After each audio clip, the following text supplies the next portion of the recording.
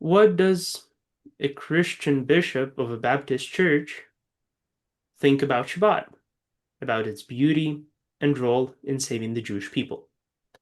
Good morning, good afternoon, good evening, depending on when you're watching us. Have a good rest of your day. I'm Daniel Kamarov. Welcome to my podcast on YouTube. We continue our meetings under the rubric of keeping the faith. Friends, please comment, react, subscribe to the channel if you didn't do it yet. You're welcome to share all of the videos. I decided to find out today from Dr. Malkhaz Songulashvili, the Metropolitan Bishop of Tbilisi and the senior minister of the Peace Cathedral, which is one of the world's first to bring a mosque, a synagogue, church, and other places of worship together under one roof. This is my second meeting with the esteemed Bishop Malkhaz. I've put the link to the first interview in the first comment below. Dear Bishop Malkhaz, thank you for agreeing to be interviewed and to share your perspective and wisdom. Well, many thanks for having me on your program. I always enjoy your company and conversation with you, and I highly commend your commitment to interfaith dialogue and cultural exchanges. Thank you so much. Thank you for being there and always being open to share your wisdom and knowledge on those topics. At your service. We read in the book of Genesis that God created the world in 6 days and rested on the seventh. After God took the Jews out of Egypt, he taught them about Shabbat, working for 6 days and resting on the seventh. Shabbat is also one of the Ten Commandments that God transmitted at Sinai. Why do you think the fourth commandment, to remember Sabbath and to keep it holy, comes before the fifth commandment about honoring parents? I think this is a wonderful question, Daniel, very profound, and I'll try to answer it at the best of my capacity. The order of the commandments in the Decalogue, which we call Ten Commandments, is profoundly symbolic. This is how I see it. The commandment to remember the Sabbath concerns our relationship with the divine. The commandment to honor parents concerns our relationship with one another. The rhythm of the pattern of divine rest becomes the root of human love. We learn to honor others only when we have learned to rest in the presence of God. There is a Hasidic story, in Hasidic tradition, the Baal Shem Tov calls Shabbat the soul of all days. To enter Shabbat is to breathe with rhythm of creation itself. The same breath that sustains every parent and every child. In that breath, the weary soul finds renewal. And from the renewal flows reverence to those who gave us life, our parents. Buddhism offers a parallel insight. The Buddha taught that the rest is the essence of practice. You rest, but it is not a rest. It's an essence of practice. From stillness, compassion is born. Just as Sabbath precedes the commandment to honor parents, meditation precedes the service. From silence comes love. And as Rumi, the Sufi poet, said, when you are weary of the world, go into silence. There you will find your home. Shabbat is at home.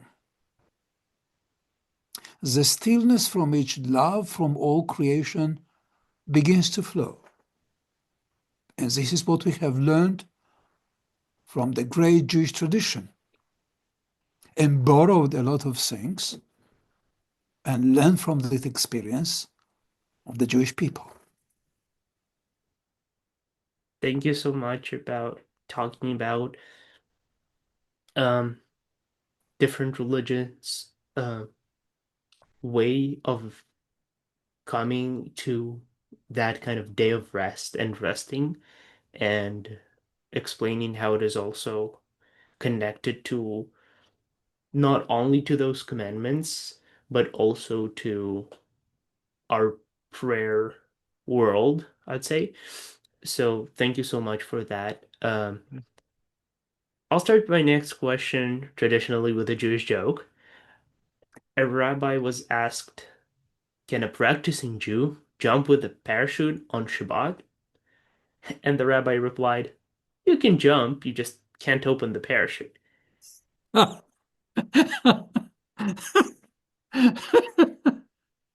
Don't Jews lose their competitive edge when they refuse to work on Shabbat?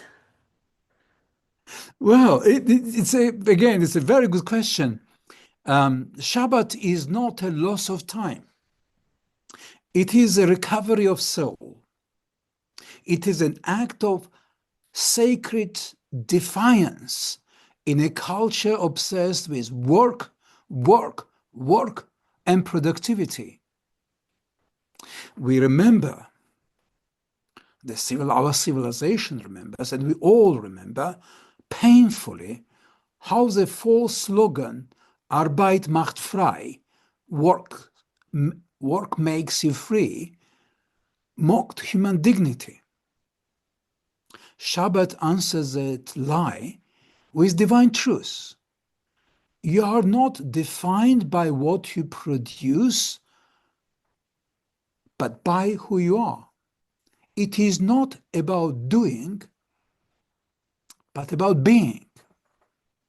Rabbi Levi Yitzchak of Berdichev taught that when a Jew refrains from work on Shabbat, they become a partner with God in creation. This is so beautiful. In rest, one imitates the Creator and affirms that the world can go on without our constant striving. And while striving, we often lose perspective who we are and what we are here for. Buddhism speaks of a day of stillness and purification, when Buddhist monks and lay people rest from labor to cleanse the mind, a spiritual detox from desire and restlessness.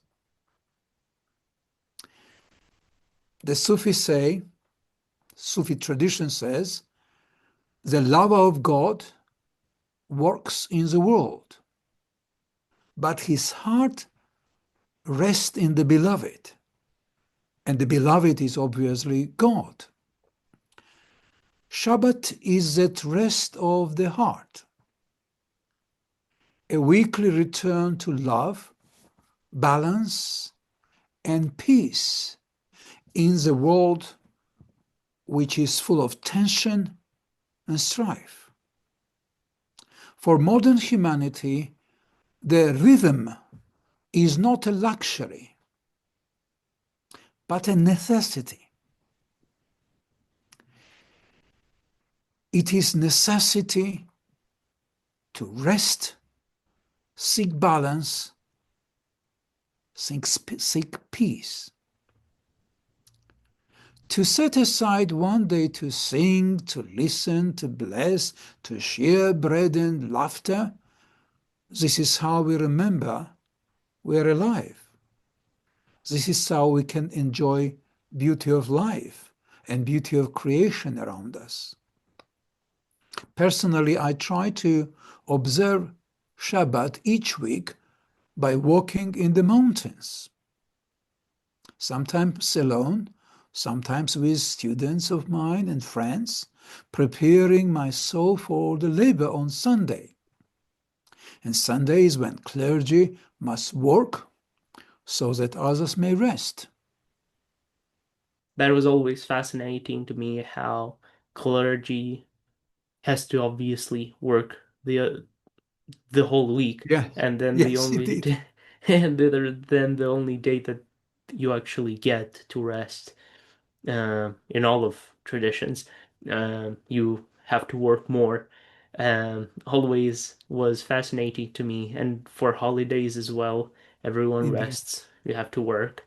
Um, Well, after holidays, both Jewish and Christian and Muslim clergy are very tired and exhausted because they need to invest the best of their energy, best of their creativity, um, which um, which is not easy. certainly. There is a quote, a very famous quote about Shabbat and the Jewish people, that more than the Jewish people have kept Shabbat, Shabbat has kept the Jewish people. What do you, as a Christian, think about the role of Shabbat in preserving the Jewish people? Well, um, this is again very important question. After the destruction of Bet Hamikdash, temple in Jerusalem, Shabbat became even more important. Though the sacred nature of the temple was somehow transferred from Jerusalem, from the temple of Jerusalem into the private homes, where Shabbat is being kept by families. And when people like myself from non-Jewish background attend Shabbat service or Shabbat meal at a Jewish family, you experience sacredness of the day. And you can easily say that even though Jews lost their temple, but the sacred nature of the temple was transferred to homes when Jews are observing Shabbat. And I think it is a reasonable saying that even though Jews are commanded to keep Shabbat, Shabbat has kept Jews, kept their identity, their freedom, their liberty, even in the bleak times of their history, times of pogroms and suffering. And also from the more recent history, the people who have been kept in hostage in Gaza try to keep Shabbat there without having wine or bread or something, a kippot or anything, but they managed to keep Shabbat in the captivity.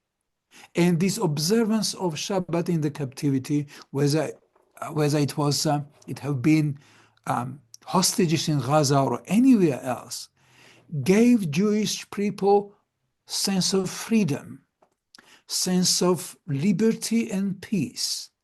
And I do identify myself with the statement, yes, Shabbat has kept Jewish identity, and Shabbat is going to keep Jewish identity in the years and centuries to come.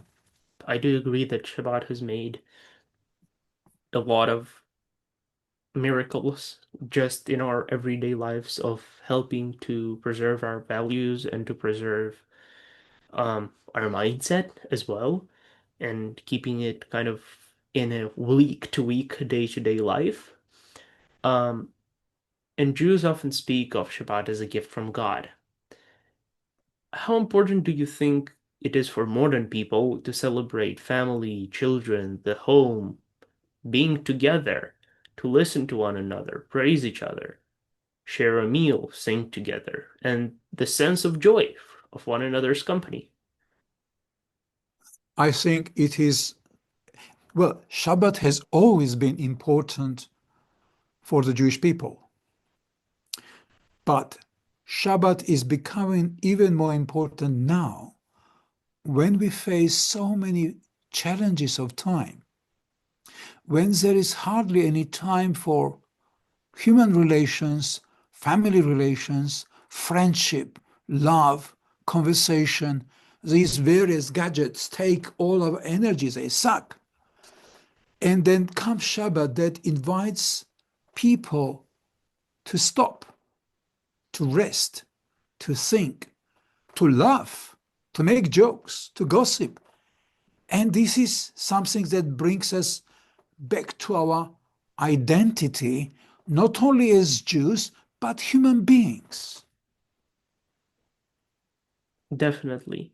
I think that it is very important that um, we can keep that tradition, and I do think it is more important now as a lot of normal day-to-day interactions between people and that connection between people that we have in our day-to-day lives or that we used to have in our daily day-to-day lives is now taken away by technology. Yeah. Even if the person doesn't spend their much time on the phone, often it's headphones or listening to music, and it's often taking up that space for connection. So I do think that Shabbat is a great way and a great excuse as well to get away from all the gadgets and to talk to people and to just enjoy each other's companies. I I can only wish that not only Jews, but all people on the world in the world had these times sacred, set aside to be, not do things, but to be in the fellowship of family, friends, and loved ones. Certainly. And as well as Jewish tradition, I think all religions have that time for connection to God. But for me, connection to God is also connection to other people. And that's what I learned. And I think that it is very important to keep in mind and being able to just interact with your family, with your friends, with your loved ones during those holidays and during those moments of connection to God, because that's how you can connect better, in my opinion and in my experience. Absolutely. Absolutely. I can't agree more. I know that with what sincere and deep respect the congregants of the Peace Synagogue have for you, I'd like to remind our viewers and listeners that Peace Synagogue is located in the Peace Cathedral in Tbilisi, Georgia, where you are the senior minister. If the Peace Synagogue Jewish community invited you to address them in the coming Shabbat, what words would you address to your Jewish brothers and sisters? Well, when and if I am honored to speak at the Peace Synagogue, I would begin with reverence. And I would say, my Jewish brothers and sisters worshiping in the Peace Synagogue, may the peace of Shabbat enter your hearts like the light of your candles. Shabbat is indeed for a taste of eternity, a taste of the world to come, Olam Haba, as Hasidic sages said. At the Shabbat table, peace is born. It is not made by governments or treaties, but around the table. In the way we bless, we eat, we speak, and build fellowship, deeper fellowship. In the Buddhist tradition, the Buddhist monks when they share their meal at their Sangha, which is a monastic community, they eat in silence and gratitude, a prayer without words. And just being together is a prayer. Similarly, in the Sufi gatherings of dhikr, hearts sing the divine names until peace descends.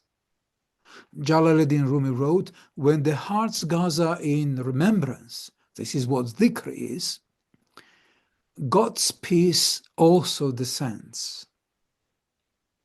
I would say to my Jewish brothers and sisters, your songs, your prayers, your candles, your being together, these are your dhikr, your remembrance that peace is still possible. Something that I cherish about the Peace Synagogue and its community, which is young, creative, full of life, clever, is how their children sometimes wander into the Peace Mosque to pray, to play among the carpets when their parents are praying in the synagogue. And I believe to grow in such a place is to grow up immune to various kinds of phobias and prejudices. Such an environment nurtures joy in shared humanity. And I'm really very happy to see these young people grow in such an environment. In our world, weary of war and division, Shabbat is a quiet protest. Shabbat is a quiet protest, a weekly refusal to despair, to yield to the tyrannies of people or yield to fear. It proclaims that the peace is not only God's gift, as he said, but also our practice. Deeply meaningful, inspiring, encouraging, and guiding us in the bleak times. Thank you so much. I think that it is eye-opening for many, and I think it's a great topic to discuss. Indeed. Um, it is, it comes every week, so many times we Yes. don't offer it as much attention as we probably should. Um, like for example, Yom Kippur or Rosh Hashanah come once a year, so we put our full attention there. But Shabbat is a very important holiday and event in Jewish life, and we don't put as much attention as it to it as often because it's just, well, next week is also Shabbat. So I think it is a great topic for discussion, and thank you so much for sharing your views and opinions. Thank you so much for your time and great opportunity to learn from you. Toda rabah, Thank and you. thank you so much for being here. Well, thank you for having me there. It is always lovely to speak to you, and I'll be always happy to be of your service whenever you need me. Thank you so much. Pleasure. Dear viewers, dear friends, thank you for watching my channel. Please react to the podcast, like, repost. All reactions are very welcome. See you soon on the podcast, Keeping the Faith.